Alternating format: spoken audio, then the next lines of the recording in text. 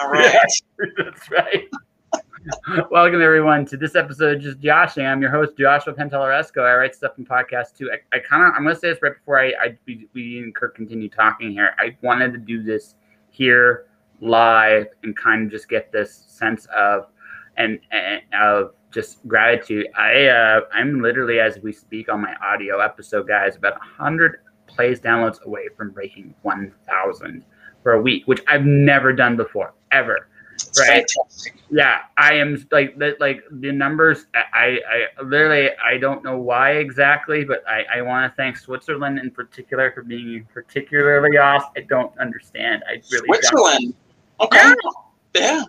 Well, no, it's like okay. So my biggest audience is the United States, which I'm happy for and sad for at the same time, because I'm happy for it because, let's be honest, States is a cool market to have a good fan base in. I mean, you guys are awesome.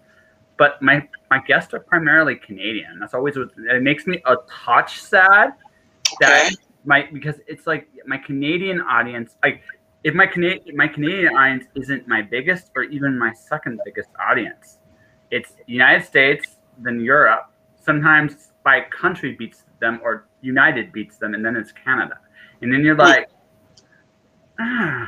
you never know. Yeah, you never know. You never know.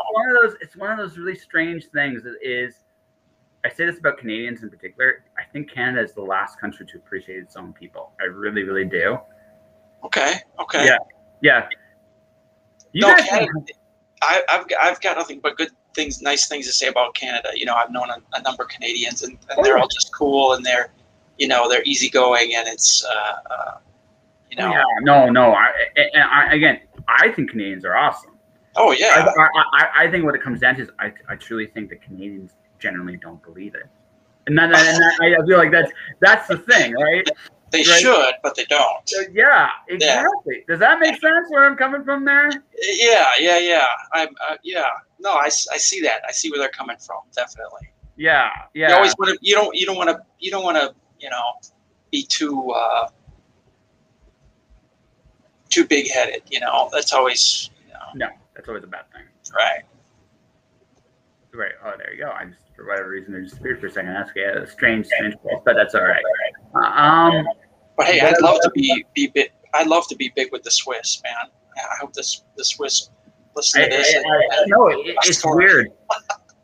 It's weird. There was a moment. There was a few moments, and I still get this every so often.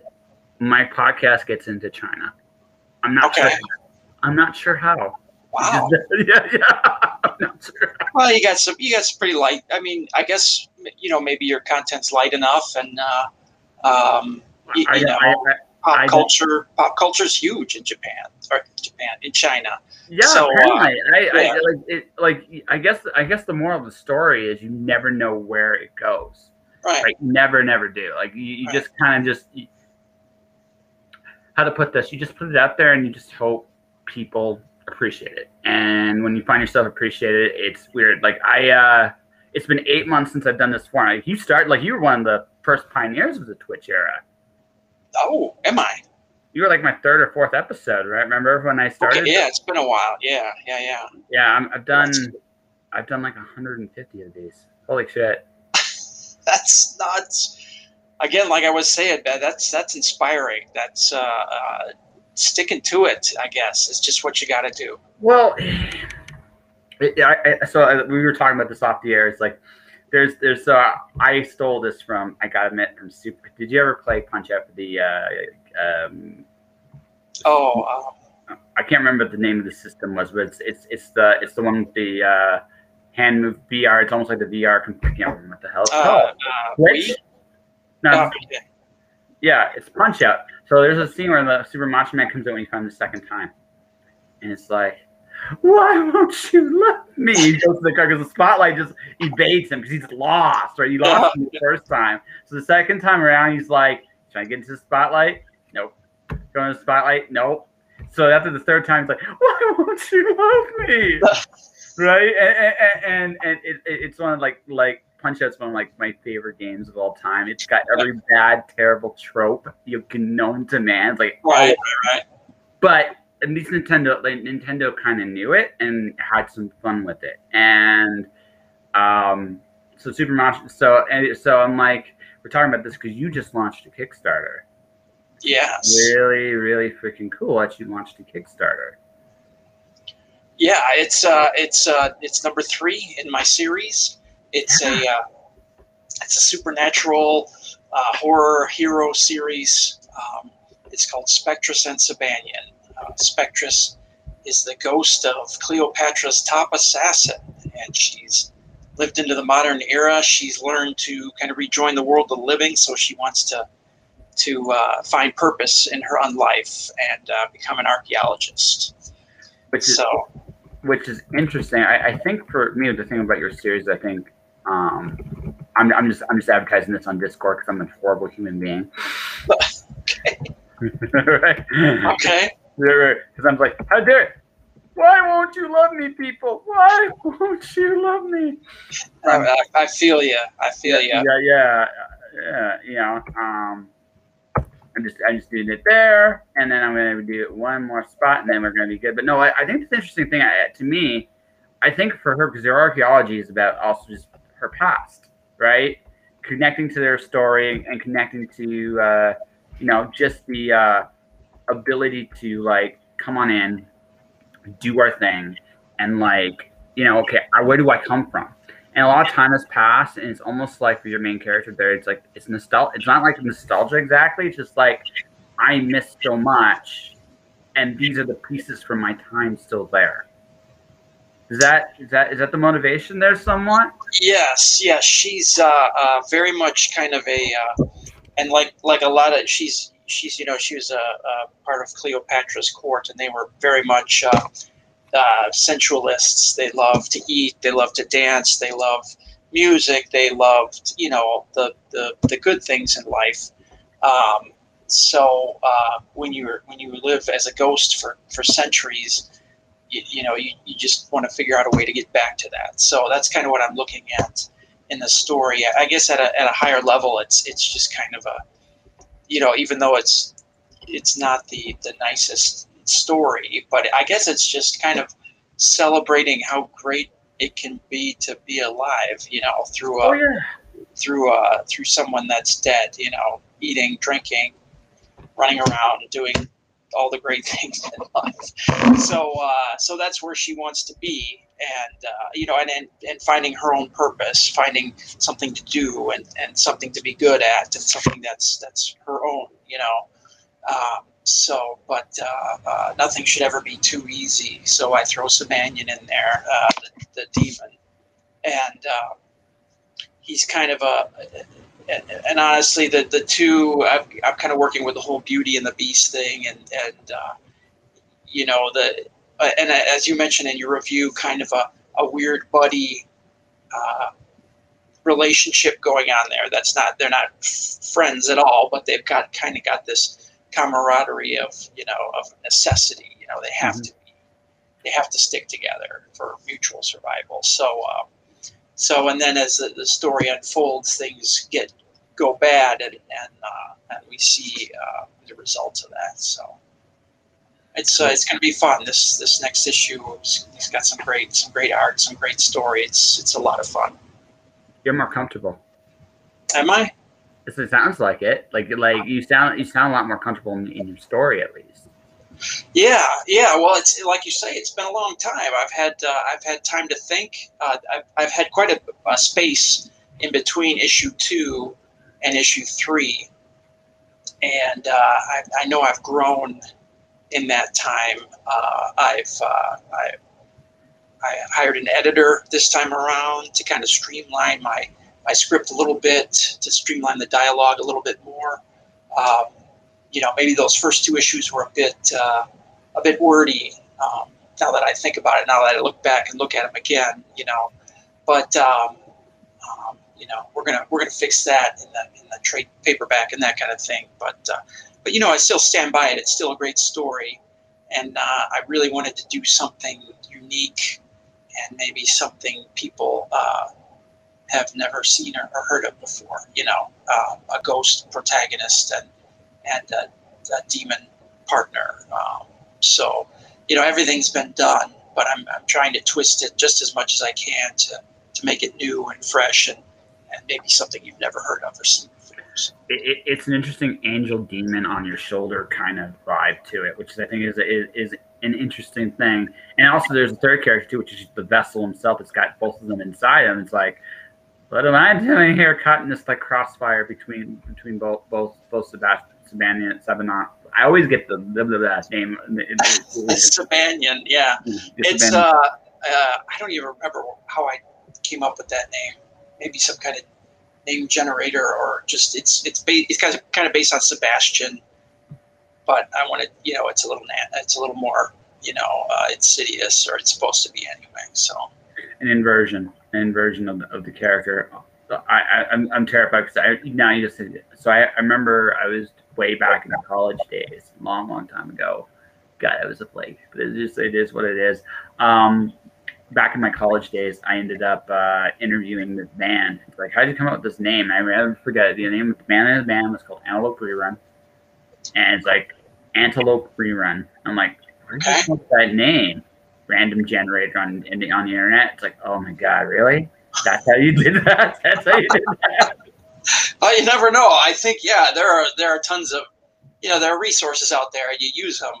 I even found like a Cthulhu language translator. You put in whatever words you want, and then you hit translate, and it comes out in whatever. Probably a Klingon one somewhere. Probably. I don't doubt that. Yeah. Yeah, that's right. That's right. So somewhere out there, someone is doing a Klingon romance story, completely in Klingon. How do I say, I will slaughter my enemies for your love? And then it's like, knock, knock, knock, knock. Right. It's the most hideous thing you've ever heard. Yeah. Yeah. But for like that umpteenth fan, it's like done and cool. But first off, hey man, congratulations. This is your third one. Not your first, not your second, but your third. Yeah. Right. And you got bigger, I'm assuming, last time than you did the first time, right? I actually just launched yesterday. Yeah. So I'm at about, I think, 46%. So yeah, I'm looking good. In one day, I'm just about halfway funded. So yeah. I'm confident. It's looking good. That's right. So now you just got to put with people like me for like a month. It's like, god damn it, I gotta do these interviews again. Well, it worked out. I'm doing Planetcon, which is 2 weeks from now. So I'll have that going during the campaign. And then on my final day, I'm doing a smaller local show here in DuPage County, DuPage Comic-Con. So I'm going to be, I'll be, I guess, mingling with a lot of different people during this launch. So we'll see if it's a plus or a minus for getting funding. We'll see. I think it will, but like there's something to say about getting support from a local community. It goes a long way, and it's weird because if you look at like where writing had started, like from the beginning, before the printing press and the big publishing houses, a lot of writers were making their living from their local communities because that's who was their patrons. It wasn't like these big national. A lot of people got known after they were done because it was just like, oh my god, we got all this cool material that exists now that we didn't know then. But in one sense, it's almost gone full circle in the sense that now, because printing is so cheap comparatively, right? You don't need a big publishing house to get a lot of people. But now you can almost go back to like a local community or a local place and reach more people than you ever did in the past, because we live in this wonderful age called the internet, and everybody's got it. Well, everybody's got one of these things. Right? Yep. You're right. No, I've been leveraging a number of things to try to get out there. Yeah, but I just last weekend I did a show in Davenport, Iowa, and made a lot the connections there. So the internet's great, but real contact can't be beat. Yeah. I enjoy meeting people. Even I got my mask on and I'm sanitizing and doing all that, but I still get out there and I still meet people. So well, you can't beat real contact. Like, I mean, you can't be. I mean, even though we're still kind of in this weirdly strange point in time, I don't know, man. I don't think you guys ever lock down again. I just don't think it's gonna happen because I don't know if you can get. Yeah. I think they're good. It'll be more of a local call. A nationwide, no, I don't think we will. But depending on the state and their attitudes towards what's going on and their numbers, those kinds of things. You know, Well, yeah. I'm in Illinois. Yeah, like Chicago might shut down. Like I could see that happening. Yeah, But I don't know if the state shuts down. No, right? I think Chicago's. I think they're going back to like me. I was actually back in the office working last week, and then after they said, "Oh, we just had someone positive in the building, go get tested." So now I'm back to working back at home again full time. So last week I was going in just like 2 days a week. I was going into the office, and now, nope, not doing it. Staying at home. So yeah, it's strange and weird, but I think we are gradually getting back to a whatever the hell this world's going to look like within a year from now. Yeah, it'll take a little bit longer, but maybe by the end of the year we'll be in a much better place. We'll see. I hope so. And that is the end of our COVID therapy talk for the rest of the day, ladies. Yes, please. Yeah, that's it. But what I am going to say though is, let's talk about this. Like, you've done 2 campaigns, right? You've done 2 Kickstarter campaigns. First one was scary, right? Because like, oh my God, what the hell am I doing? Right. Yeah. I might get the second one, right? And you were doing your thing, and you weren't quite as sure of yourself as you are now. I feel like you've hit a good batting average, and you feel a little bit more comfortable this time. Is that accurate? Yeah, it's close. Pretty close. You're going to be a little nervous. I mean, I don't think that's ever going to change. A little bit. It's like, oh my God, what if they hate me? Right? Right? There's always that little fear in the back of your mind. It's like, what am I doing up here? Because I think that's a perfectly. I would be scared if I didn't have that feeling. You know what I mean? Oh yeah. Right. But the thing is, like, there's also, though I've done this process before. I understand how this works now, at least a little bit. And now, because usually this is what I've noticed about comic book creators on Kickstarter. Your first 2 campaigns are relatively close. The first one, if you get it, even if you don't get it, it's usually like you'll get it when you start hitting your successful campaigns, right? The first one happens, then the second one doesn't. It hits bigger, but not that much bigger. But the third one's like, it can go up, it goes up. And every time it's almost like, okay, it's almost the scale is bigger because you know you exist. Yeah. And that's where the pressure, I think, is a little bit. But in terms of the process itself, it's almost like you've got a streamline now. And you have an idea of what works. Well, again, this kind of goes back to what we were talking about before is patience, and from the first Kickstarter to the second Kickstarter, it got a little very incrementally bigger and better, and from 2 to 3, I don't want to push. It's a weird stretch. I'm stretching in 2 different ways because I don't want to make my goals, unattainable, but I want to push the envelope and see, how much I can really do. But at the same time, I get impatient. I get impatient when I shouldn't. Yeah, why aren't they loving me? Exactly. I shouldn't, but I do. So, so this one again, I will see incremental growth. And it's just the way it works, and I'm paying my dues. I'm slowly. I can't expect to jam 5 figures on my 3rd launch because I'm not. It could happen. It could happen, but yeah, but I'm starting small, and nobody knows who I am. So Well, well, here's the thing. That's no longer exactly true anymore. That's not true. Right? That's not true anymore. You have a history now, right? You have issue 1, you have issue 2, now you have issue 3. And this is what I noticed when I was doing, like, when I did my first book, when I released The Watch Your Way Back, and I was at When Words Collide. When I had the first book, they were like, that's cool. That's really cool. I sold X amount. I showed up with a second book.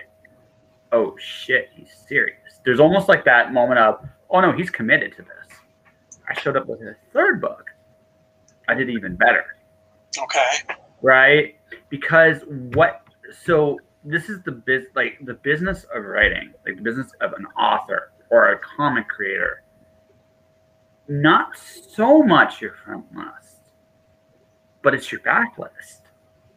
Right? It's the fact that you have a tracker. So I mean, I'm almost certain I could look at your tier right now and be like, there's a tier somewhere in there. There's a tier somewhere in there where it's like, okay, do you want to catch up on issues 1 and 2? Yes, you can. We got the physical or the digital. I'm good either way. You pay for it. I will give them to you. And the thing about that is, that will become, especially as more and more issues come out, that's going to become a very popular tier, because like I did it with Rob Multeri's Wolfpack. It was I didn't go with issue. I didn't know anything about issues 1 through 4. Right. But he had this tier. You can get them all. Yep. I got them all because it's because it makes sense for me. I have a quantity to look forward to read and engage with.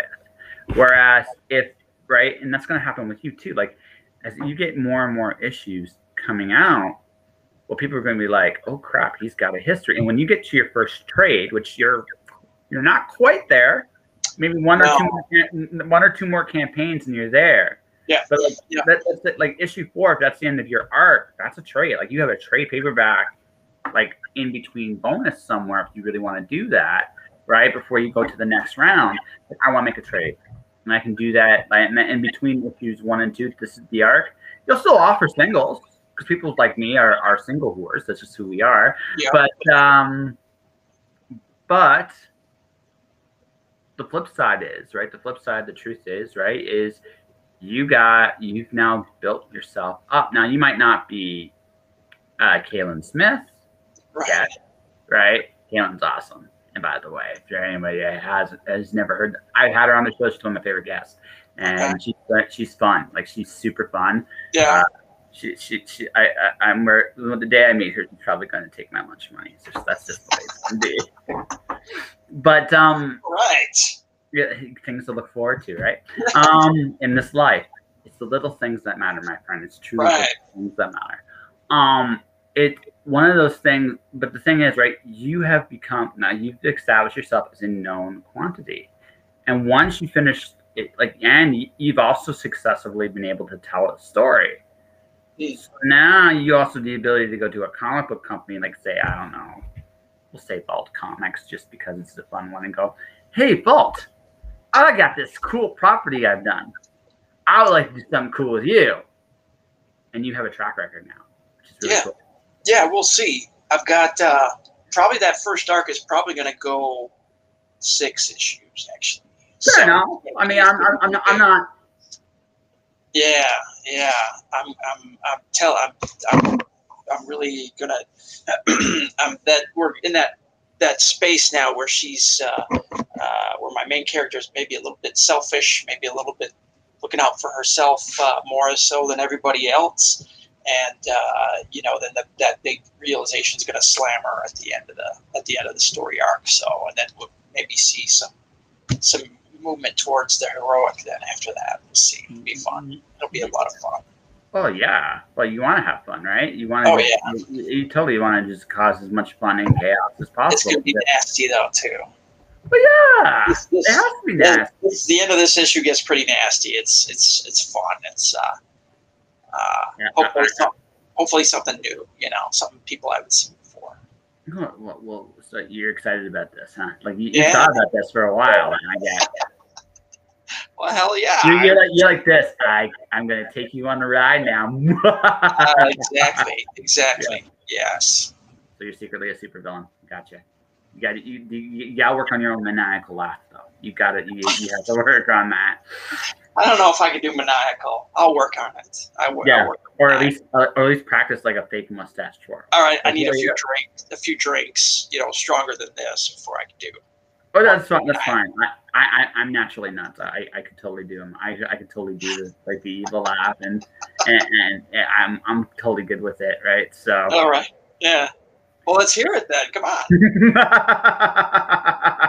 It's not bad. Not bad. See, I am. Although most people think me harmless, I am secretly a supervillain. My is terribly singing and getting beaten up like children. Wait, that's not. Everybody's got to have a little supervillain in them. Everybody's got to have that little taste of the devious, It's just the way it's got to be. Well, so I actually think it's so. I've talked about this with other creatives. I think it's actually good. It's actually healthy, and I've learned this the hard way that you kind of have to be a little ruthless sometimes. And I say that like not in like this. I'm going out of my way to be a dick. No. More like I have to protect myself. I mean, this is a business at the end of the day. Right.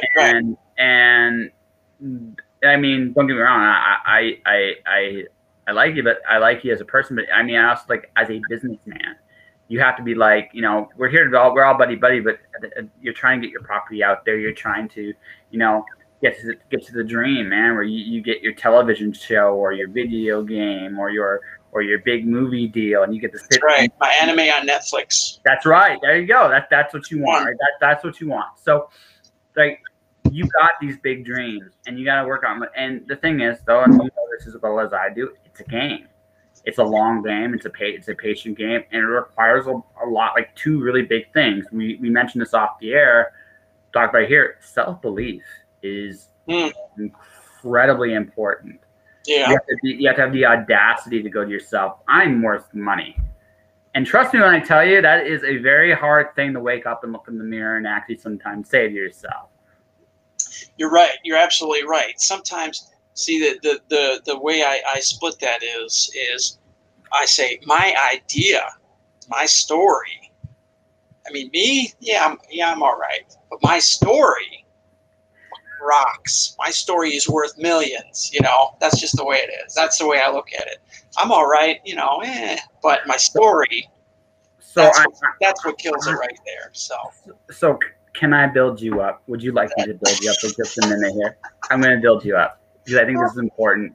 I'm generally all right with myself. I know my strengths and my weaknesses. But I do want to say you're more than all right. And I'm going to say I'm actually going to paint you. This is the compliment I'm going to give you. Then we're going to stop the big butter. This is what I'm going to say. You have the courage and the audacity to say that your story is worth telling. And not only did you say that, you're actually doing it. Oh, that is, I cannot stress enough how amazing that really is. Mm-hmm. And yeah, your story rocks and you believe in the story. But there I say a little bit of that is also a big part of your own self-belief. Again, I'm not saying like blow smoke up your head. It's like get this really big giant head that you can't even fit out the door anymore because you just like it's just such an right. Yeah, no, God help me if I ever have that problem. Yeah, but that's good. You do need a little bit of that. I think what I call that Moxie of, hey man, I am the shit. Just a little bit of that in you because here's the deal. It also ironically protects your stories, your creations, and it can actually, it's a good filter for like, okay, someone comes to me and goes, hey man, I'll sell you this bridge for your story, this piece of this bridge. And you'll be like, fuck you. Right? Because that's exactly. Right. But and I say it like that because I just like the way I'm putting it is there is a huge self-belief aspect in creation. You have to have it. That doesn't mean you need to have this giant head because let's be honest. I mean, do you know how hard it is to actually revoke Kickstarter privileges for me right now? There's a lot of good fucking books on Kickstarter right now. I still have some, back here that I haven't gotten to yet, there's so many good stories out there. Yeah, like that's on top of regular comics too. You know. Well, actually, so here's the thing. I took a step back from regular comics. There's a few I still read because I'm always going to read Green Lantern and I'm always going to read Ninja Turtles. Okay. Yeah. All right. I'm 12 years old. I'm good with that inner 12-year-old. I'm awesome with it. But I'm looking around, and honestly, to be perfectly blunt, okay, there are some exceptions. I think what Terry Moore does with Serial or any of his books is incredible. I think he does great books month in, month out. I love seeing, and there's a lot of good books out there, so you got to be very picky. Even with Rainstream, like I enjoyed Ordinary Gods. I read that last month, and I was like, that's a really good Kyle Higgins story. It's like it's really, really good. I'm enjoying Supergirl, like with Tom King. That's a fun book. That is a yeah. It's not what I expected. It's not what I expected at all, but it's surprisingly fun. You know, I like Tom King, but I'm not a big DC guy. But I will have to check that out. If he's writing Supergirl and it's that good, then I'm going to check it out. So the two books so Tom King, the two books for Tom King are Vision. Vision's still amazing. I've got that series. Yeah. Awesome. The other one I really like is I really enjoyed his take on Mr. Miracle. I thought that was so cool, right? I don't know what to do with this Batman run. I don't know how to classify it because there are parts of it I really, really like, and when it's on, it's really on. And then there are other parts of it I'm like, nope. Yeah, I know they took him off. He was supposed to do 100 issues, but they took him off early, right? I think he wanted to do some things that they didn't want him to do, from what I understand. Well, but again, it was 50-50. Like when you got to the city of Bane, you looked at that arc, it was like, nah. It's just like to me, it was like, nope. His stuff with Catwoman, like the reason why he's doing a Batman Catwoman book right now, is because that was the best stuff of his Batman run. Was the Batman Catwoman relationship? Yeah, it was so well done. Okay, like, so well done. And any issues that focused on that primarily did a really, really good job. Like those books really stand out. Any book with Batman and Catwoman and their interactions in there, great. Okay. When it's not there, not so much. So like it's a hit. So it's like this. When it's on, it's on. When it's off, oh god, it's right. So that's where I am with, like, that was where I was with the Batman run with him. But like I enjoy his minis, most of his minis anyway. So I'm enjoying Supergirl, which is like, wow, I did not expect to like this. I didn't expect him to do anything that different, right? I don't know if it's got anything to do with continuity. It doesn't really matter if it does or it doesn't. It's just a fun story. Mr. Miracle was for me his best DC story. I did not touch Adam Strange because I just couldn't. And like I said, so I mean, when I got Wolfpack from Rob, I read Meyer X from Bill Maas. I read The Incontesty by Rich Perota.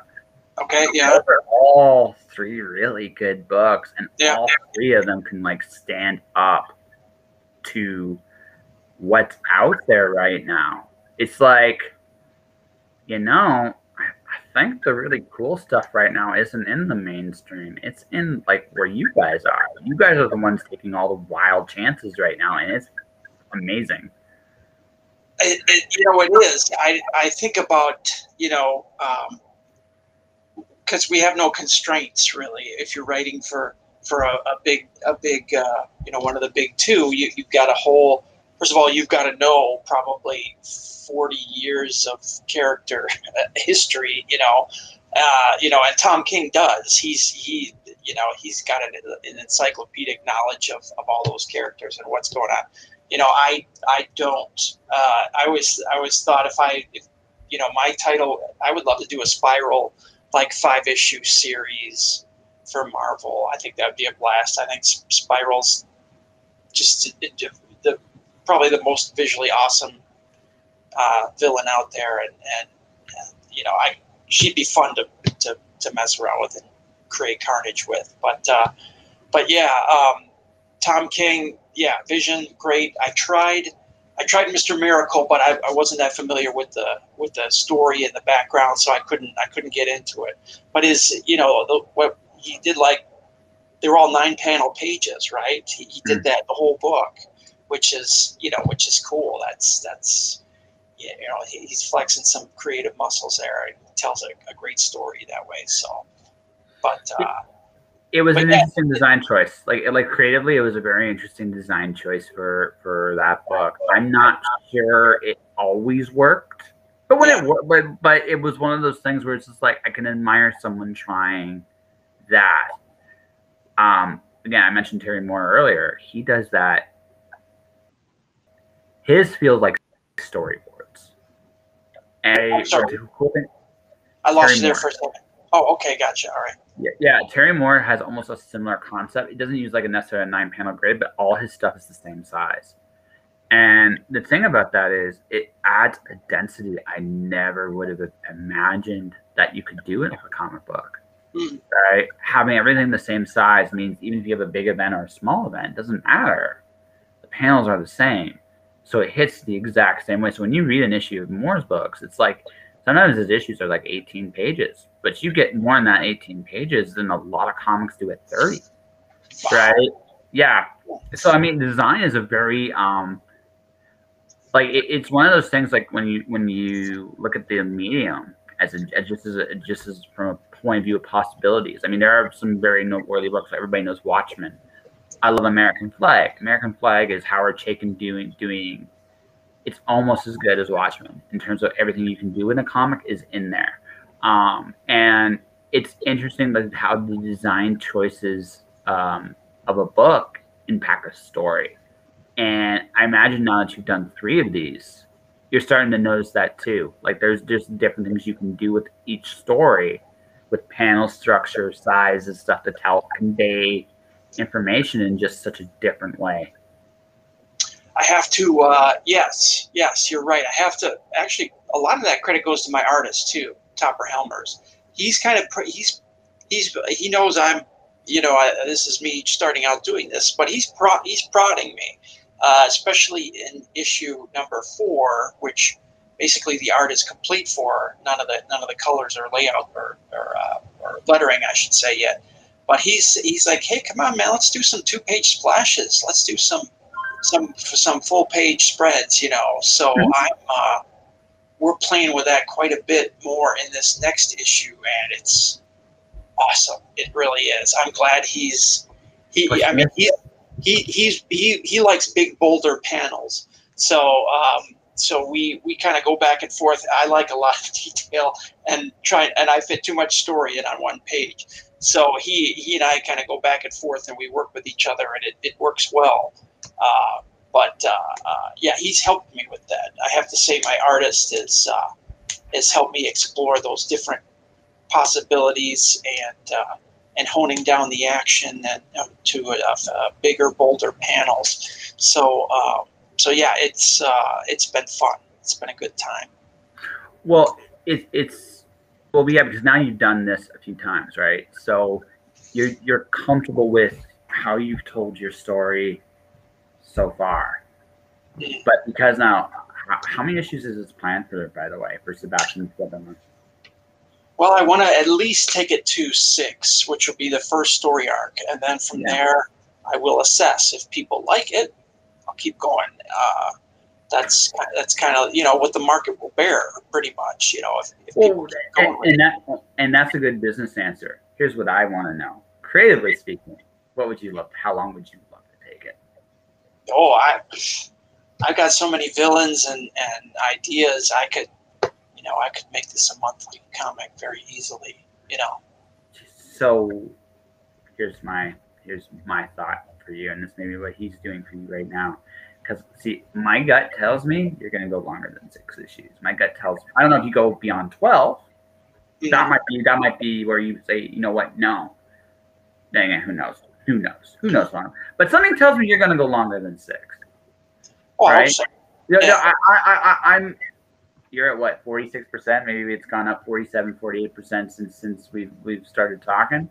Let's see. Let's see here.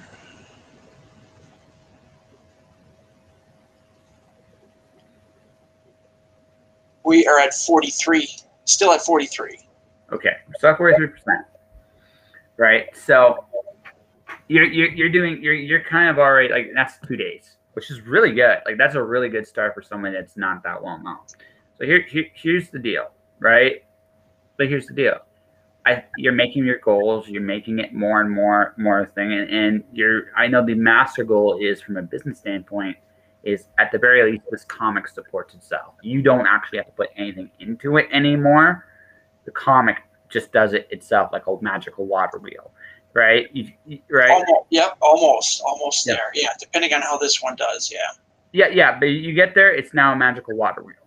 It supports itself. Now you obviously want to see if you can make a buck on it, but if you get to the point where it's even at it's the water wheel, the fan base is supporting it. I'm not putting money out of my pocket anymore. This is now its own thing, and it's growing, and it's cool, and it's wonderful, and it's amazing. All that stuff, right? Then you're like, okay, I can do this as long as I want to, but you can't do unless you have a very specific style. Which after 3 issues, I'm not sure you have a specific style. You still kind of need to experiment a little bit. Yeah, and I'm doing that. I've got a second title in the works as well, which will probably launch after Spectrasensibanion number 4, and that's called Ruxy Vampire. So it's going to be a vampirist that wakes up in 1920s Chicago, and she finds herself caught up in the glitz and glamour of Prohibition era Chicago. So she gets sucked into the violence and the lifestyle of that era. So I'm working on that too. That's I actually just forwarded the script to a potential artist today, so a sequential artist. So I've already got some covers done for it actually, because that's going to be fun. So You're like, yeah. I don't know if we can show them on here how that works. Oh, you can share the screen if you have a share screen. The share screen option is it's number 3 on the left. It's like you got the microphone, you got the camera, and then share screen. Okay, let's see. So Ruxy. It's going to be fun. It's going to be maybe a little bit lighter in tone, but it's still going to be awful. So, let's see where it's at now. So, okay, here we go. Share screen.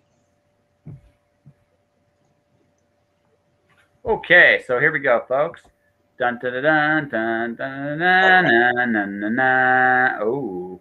So it's going to be maybe a little bit of a experiment in the risque, perhaps. Maybe it's part of my evil plan. We'll just put it that way. So I'm gonna get out of that. So you can make that disappear if you want to. But the people they saw.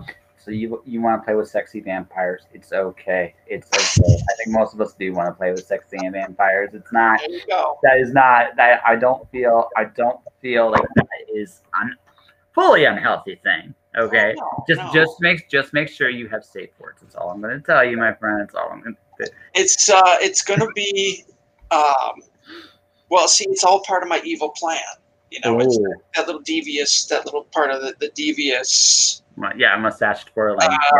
Right. So issue 4 comes out probably around November-ish, October, November maybe, and then probably right after that, Ruxy Vampire will be available. And Ruxy, the beauty of having an ancient Egyptian ghost as your protagonist is that you have basically all of history to play with. So I can do a Chicago gangster story and then maybe have a little tie-in with Spectrasensibanion, but it's my Ruxy Vampire story. So I expand my story. I expand my fan base. You expand your universe. It's yes. like so you can look at particular eras. So I mean, So if somehow, let's say with Sabanion is you decide that, oh my goodness, I don't really feel like telling a modern story right now. Let's go back to the past. Yeah. Oh yeah. I have context here. I have context here. And also, that's something that just tells me right there you're going to go longer than 6 issues. Just something. Oh, I hope so. It's not. I don't feel it's a hope. Yeah, yeah. All right. Let's go back to the theme of self-belief for just a second, okay, man? Mm-hmm. You're almost at the water wheel point where the wheel itself is doing a thing. That's what every business wants to do. Absolutely, very close. Yeah. So I'm not there. See, I started freelance writing. I took a break because I want to pay my artists, but it turns out I'm not fit for a typical menial day job anymore. Turns out that I'm too me to do that for any sustained point of time anymore. Yeah. This is like my weird week. I was like, okay, I need to make sure that my illustrator's paid because I want to pay my illustrator. So I'll go back and do some temp work at least for a couple of weeks and just make sure that she's paid. That's why I did it. I last 3 days. I did everything I was told. I was like straight up. Didn't do anything wrong or anything like that. I just get a phone call on Wednesday. We're letting you go. Wait, what? Well, why? You don't fit in. But I did exactly what I was told. That was 3 days. What? Come on. What does that mean? You don't fit in? I didn't know. It was the weirdest phone call I've ever had. It was just like, because I wasn't late. I did what I was asked to do. I did my job to the best of my ability. What more do you want? Yeah. Right? And it's like, you don't fit. And I'm like,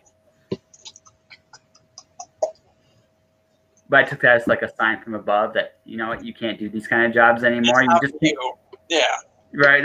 Sometimes those situations, like it hit me a little unexpectedly because it was like, well, this sucks. I can't go on that. But it's like, well, on the flip side, I can kind of go all in on freelancing. And it was weird because getting to start this job was weird. I did freelancing for 3 weeks. And like I told you, and for 3 weeks I did that. First week I did really well. I made a living wage off my freelancing. First time ever. Now, nice. Second week, third week, not so much, although I did set some things up for the long run. So this month, I got another article. I got myself a sponsorship, and then I got myself payment from something I started last month too. It's not bad. It's August 6th, right? So I'm still gonna get paid for those 3 days. So I mean, I'm not in a great position. Right. But I'm not. It's not like I'm making no money either. But you're not scraping. Right. So I'm trying to build that now. I got to figure out what's my water wheel. So I can support, and mostly so I can go to a beach and just surf all day when I'm not actually being creative. There you go. Yeah, because I got plans. I got plans, right? There you go. But like you built that. Like you built your water wheel with your comic. Now it's not like making you stupid money yet. But if you hit paying for yourself, it pays for itself. Yeah. That's not. It's not quite what you want, but it's like I can do this. Now it's like, how can I get it to? I'm actually making a buck doing it. Right. Yep. And if you've done almost especially since this is your third book, your third book? I don't know, man. Sounds like you got some pretty good. You're pretty savvy for. I mean, you're not only a decent writer and you do a decent book, but it sounds like you're a pretty savvy guy yourself. I hope so.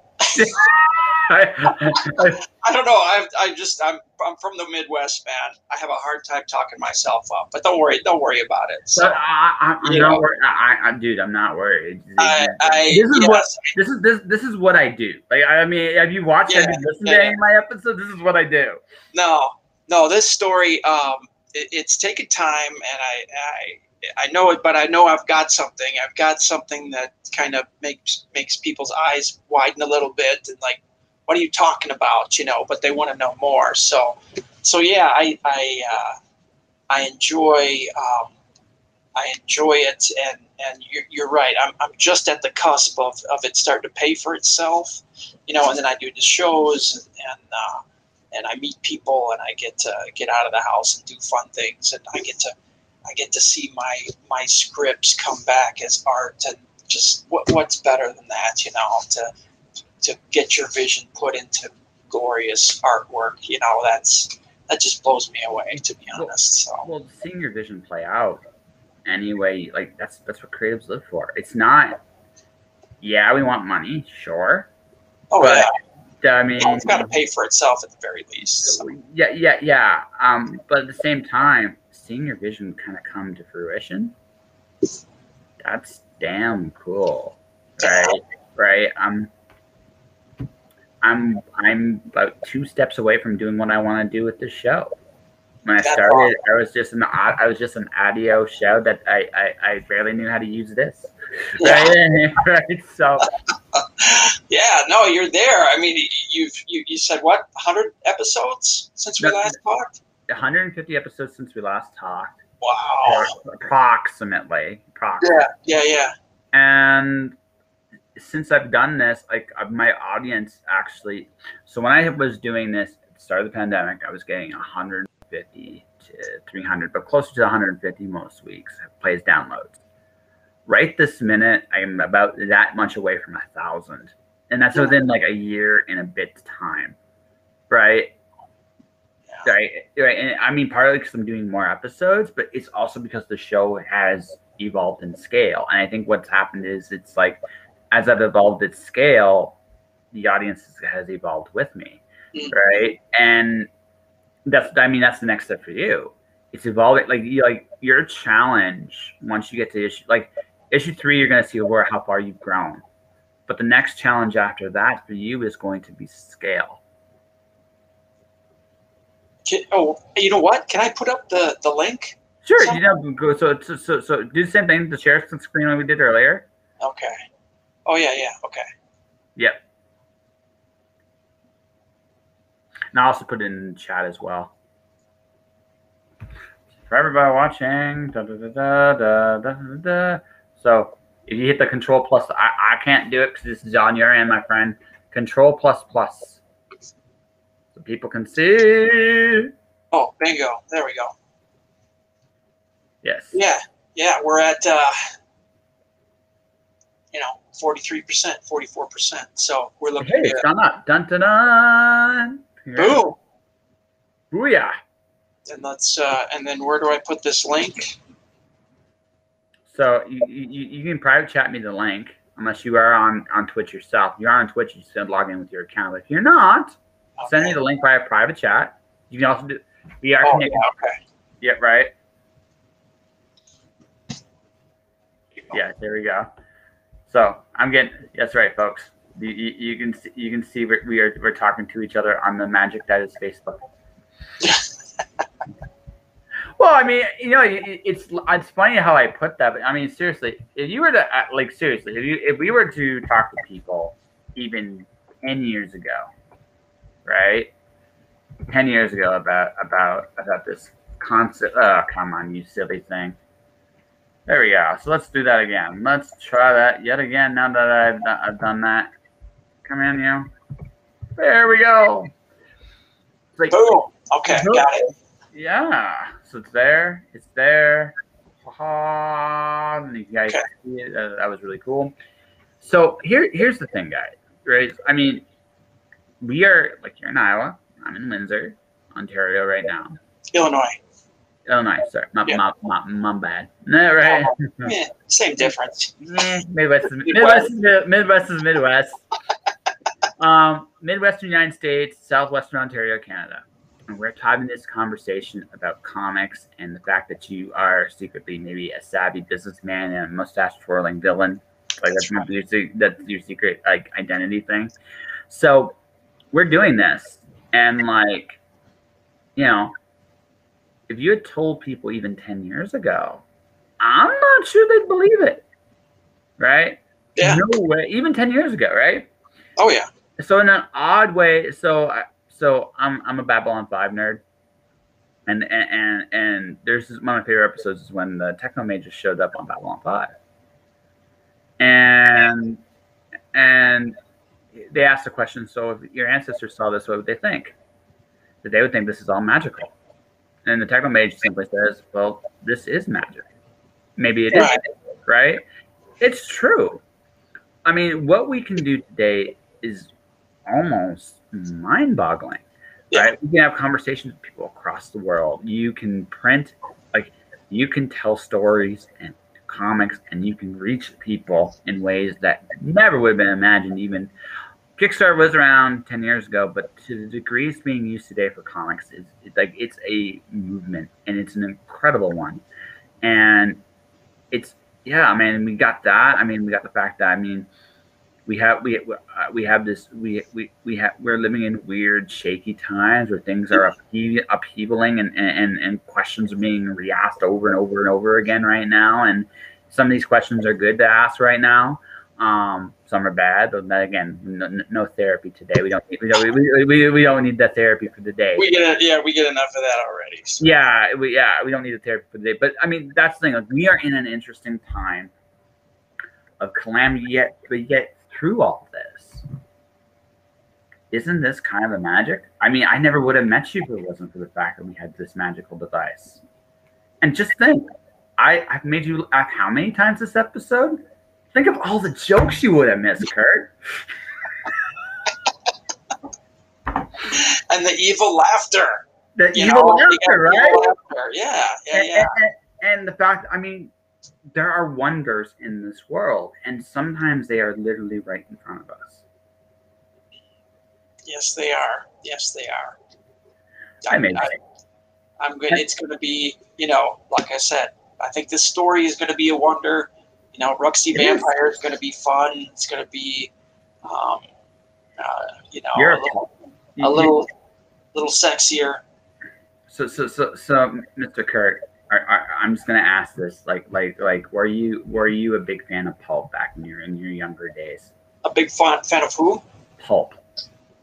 Because your Roxy the Vampire kind of reminds me a lot like some of those old school damsels, like damsels from the old style comics. Always like the old. I've always liked the old pulp art. Yeah. Because that's what that reminds me of. Yeah, no, it's going to be fun. It germinated as a, it's funny. Almost all my stories and my characters come from gaming. I mean, I'm a big, Dungeons and Dragons. When I was in 5th grade, my teacher stole my book. He's like, "What's this? Give me this." And this was during the whole satanic panic thing, so I've been a gamer since 5th grade, and I'm not going to tell you how far that goes back because it's not anything I want people to know. It's okay. I'm old too. I'm old too.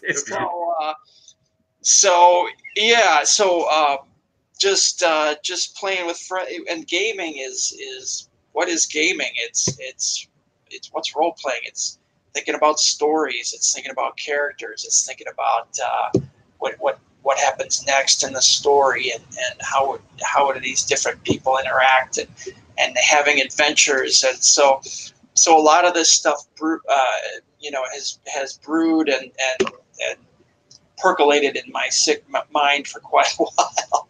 So now I'm sometimes you just say, what movie where you finally hit fuck it, and you know what, fuck it, let's put this down on paper and make a comic. Why not?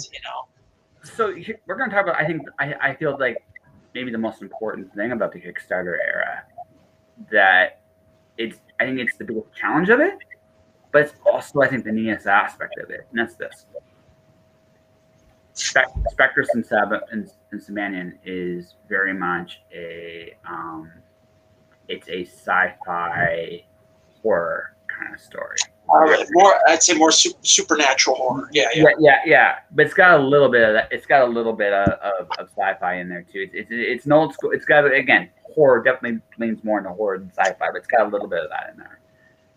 So that usually not in a traditional publishing world, whether it's a book or a comic, you would be a certain kind of writer, always, right? There's a reason Garth Ennis always does war books. There's a reason, right? There's a reason Grant Morrison always does these weird books, right? There's a brand to it. We live in a very niche world. I think that's the coolest thing about crowdfunding is it points out that there is demand for a lot of these old projects, these old kinds of projects, which it will inspire new people to look and see them because we're talking like pulp and supernatural horror and you're an EC Comics dude, aren't you? Which comics? EC Comics. You're an EC Comics guy, aren't you? Weird Tales, all like that old. Oh, no. I'm more of a Marvel guy, to be honest. There's nothing wrong with that. I'm a DC nerd. It's okay. I understand that I'm not the cool one right now. I'm a Marvel guy. It's like, I know it's easy. I know it's easy to be a Marvel guy, but I do a lot of I like a lot of the image comic. You know, the indie creators are and a lot of those Marvel guys, they'll do some Marvel stuff to get credit for their indie stuff. You know, so. That's right. So I see how it works, you know. Totally. No, I just bring all this up just to say it like this mostly. Right. Your challenge is going to be in it, but also you have an opportunity because you're still just establishing yourself. Kurt Zauer, that supernatural writer, can also be Kurt Zauer, the pulp guy. And you can do that here. Easier than you could do it for a traditional market. Oh yeah. Yeah, a lot easier. Now, they might be different audiences, and that's going to be your challenge, kind of, sort of, when you expand. Can I hit a new audience in a wonderful way? But what's life without taking some chances, right? Yeah. I see this. Maybe this Moxie might be a bit heavy metal. I can see that. Yeah, heavy metal's a good. That. So there you go. Like, that's right. Heavy metal has got some good stuff. Good stuff. Some terrible stuff too, but some good stuff. I mean, there's some really cool. Kevin Eastman was on that book forever, on heavy metal forever. Okay. Yeah. They did. There was that one. I can't remember what the superhero repo team that was on it. That was a heavy metal book too for a while. It was awesome. It was about a team of basically heroes that would repossess, you know, the Batmobile or Iron Man's armor when the heroes couldn't pay up. You know, they'd go repossess that stuff. So. That was a heavy metal press comic. It was awesome. Even superheroes fear the government. That's just the way it is. Even superheroes fear the government. I don't care if you're Superman. You didn't pay for that, Kate. You're paying. That's right. We're here for the Batmobile. You know, you're behind on your payments, so you got to send a team out to get that stuff back. That's a great concept. So yeah, no, it's awesome. Like I would send Batman clowns. Like that would be that kind of asshole. I have clowns that show up. It's like, we're here to take your Batmobile because we know you love clowns so very much. That's right. Like I said, I am a supervillain secretly. See, I know how to be. Like, how do you stick that knife like right in? Right? That's right. We're here to repo your vehicle, and we got big red shoes on, whether you like it or not. That's right. That's the way it goes. That's the way it goes. Wonka. Right, and then you could do like a nice 1960s Batman homage of bam, pop, and I like just do that epic style fight. There you go. Yeah. I'm a terrible human being. I can see the story in my head. I'm a terrible human being. What have I done?